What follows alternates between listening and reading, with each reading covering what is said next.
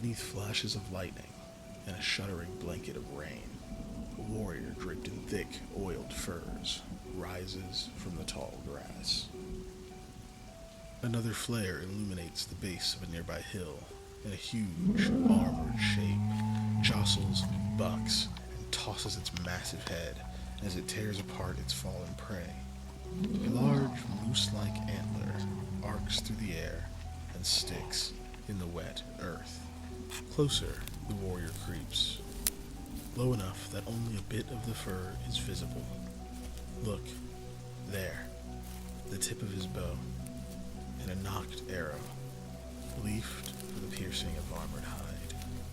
The winds whip up, and the warrior's hood billows to reveal eyes of burnished gold, and fine light green scales covering their face.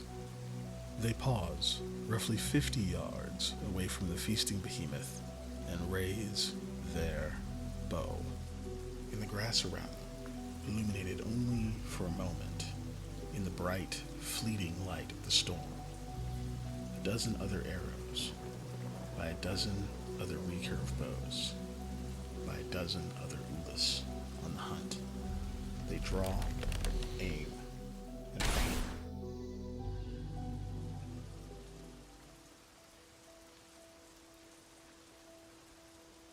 The Ulus are often fair-skinned and dark-haired. Most of their kind are also Vishkanya, which means they sport the fine scales and golden eyes of that race. They're kind of like serpentine humanoids. Those from Setsegia tend to have scale patterns with like high contrast of dark and light colors and tones, while those from Gurga tend to have the what would be considered more typical greens and browns. Other common races are Recurve, whose skin tends to be more of a brownish color rather than just the straight green that they usually have in most regions, and Hito, which are hobgoblins. We haven't talked about those a lot yet. And they rarely sport hair and like the statuesque features of the Yarada cousins they have in the far south. Again, haven't talked about that. But they are usually gray-skinned and bald and very stocky, more typical hobgoblin. The Ulus people speak the language Ulu. Big surprise. There's kind of a curt sharpness to that language. And it tends to sound more aggressive than is meant to like non-native speakers. It is actually believed that the elements themselves taught the original Ulus this language, that it formed the Ulu tongue, so to speak. Really, the main beauty of the Ulus language is shown more in song, and they are famous for their singers. There's a mechanical element to this.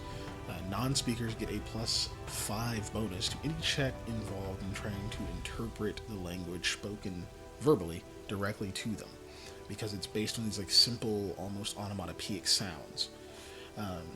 Things like wind, rain, fire, and ice are sort of the images conjured when speaking in the Ulu tongue. The downside being that miscommunication tends to give off a more aggressive or even hostile message than what was intended. Ulus with high intelligence can begin play speaking Ralian, Meroan, Yara, and Thule. Ulus are hardy, skilled warriors and fiercely determined people, renowned for their marksman skills and their horse riding ability. They use both the Ulu Recurve and the horse bow, and they have this like reference to primal forces like water and fire are kind of things they're known for. Ulus treat the Ulu Recurve, which is a reskinned orc hornbow in Pathfinder. They treat that as a martial weapon rather than an exotic weapon, and they do the same with the horsebow. The Ulus carry with them a deep desire to gather all they can about their pasts, so they can truly stride toward their future destinies. This is a culture less about living in the moment, and more about taking the past to pave a way toward future goals and desires. It is a culture built on perseverance, hope, and defiance in the face of adversity, and one that has built a respect for its adversaries, whether they be the land itself or those whom they've crossed swords with. You can learn more about this culture by checking out our upcoming videos on Setsegia, Gurga, and the primary race that make up the Ulus, Vishkanya. Also, Check us out on twitch.tv/unnatural_1s on Tuesdays from 9 p.m. to midnight Central for our adventures in the land of Setsegia and our campaign Into the Storm. See you there.